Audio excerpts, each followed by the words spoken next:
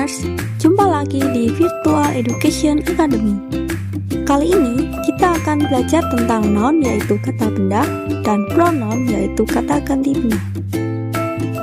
Pertama-tama, kita akan belajar tentang noun. Noun sendiri berarti kata benda. Di dalam noun dibagi dua bentuk, yakni wujud dan jumlah. Untuk video kali ini, kita akan membahas pada countable dan uncountable nouns. Countable adalah noun yang bisa dihitung. Dalam penulisannya, countable noun biasanya diawali dengan kata many, number, few, atau fewer. Countable noun ini dibagi lagi menjadi dua, yaitu singular dan plural noun.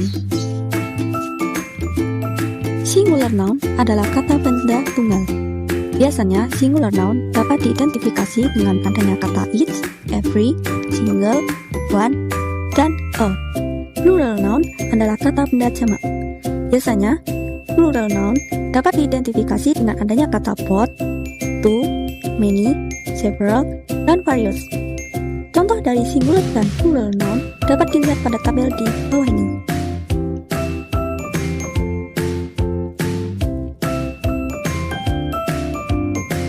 Plural noun terbagi lagi menjadi dua, yaitu regular dan irregular noun. Regular noun adalah noun yang beraturan, yaitu dengan menambahkan s atau is di akhir noun. Contoh regular noun dapat dilihat pada tabel di bawah ini. Irregular noun adalah noun yang tidak beraturan dan mengalami banyak perubahan dari noun tunggalnya. Contoh irregular noun dapat dilihat pada tabel di bawah ini. Uncountable noun adalah noun yang tidak dapat dihitung dan tidak memiliki bentuk plural. Contoh dari uncountable noun misalnya information, health, dan water. Dalam penulisannya, uncountable noun menggunakan kata depan berupa much, amount, little, atau less. Apa itu pronoun? Pronoun adalah kata yang digunakan untuk menggantikan noun yaitu kata benda yang dapat berupa orang, benda, hewan, tempat, atau konsep abstrak yang dapat digunakan sebagai subjek maupun objek. Fungsinya adalah menghindari pengulangan kata ganti benda yang sudah disebutkan sebelumnya. Pronoun dibagi menjadi 5, yaitu subject pronoun, object pronoun, adjective pronoun, possessive pronoun, dan reflexive pronoun. Pertama, kita bahas tentang subjective pronoun. Subjective pronoun adalah kata ganti yang digunakan sebagai subjek sebelum kata kerja. Seperti yang kita ketahui, letak subjek selalu di depan. Contoh, David and I are playing football. Artinya, David dan saya bermain sepak bola. Jadi, di sini David and I berfungsi sebagai subjek atau yang melakukan sesuatu.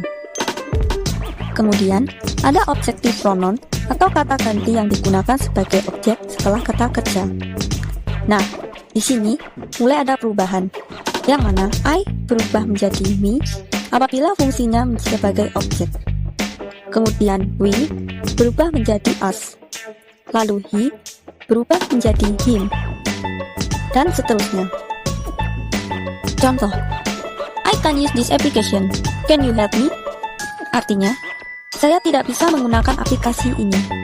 Bisakah kamu membantu saya? Me atau saya setelah kata help di sini berfungsi sebagai objek. Selanjutnya, ada possessive adjective, yakni kata ganti sebagai adjektif sebelum noun. Dalam penggunaan possessive adjective ini harus diikuti oleh bendanya. I berubah menjadi my. Misalkan, bukuku, maka menjadi my book.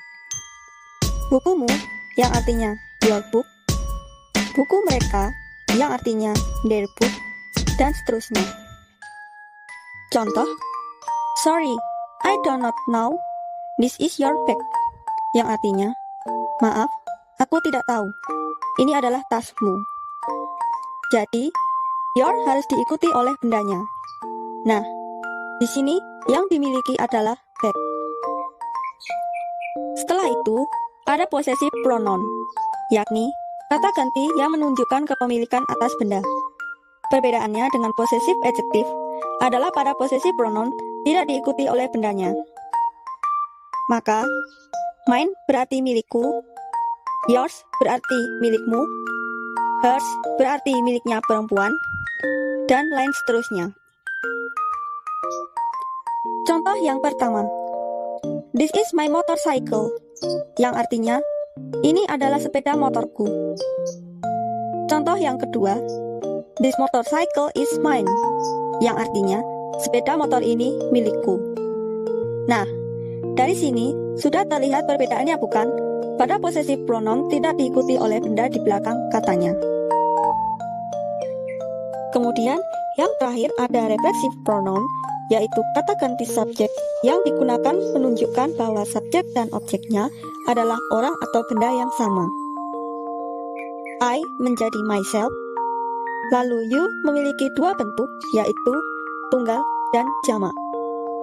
Untuk you, bentuk tunggal menjadi yourself atau diri kamu sendiri.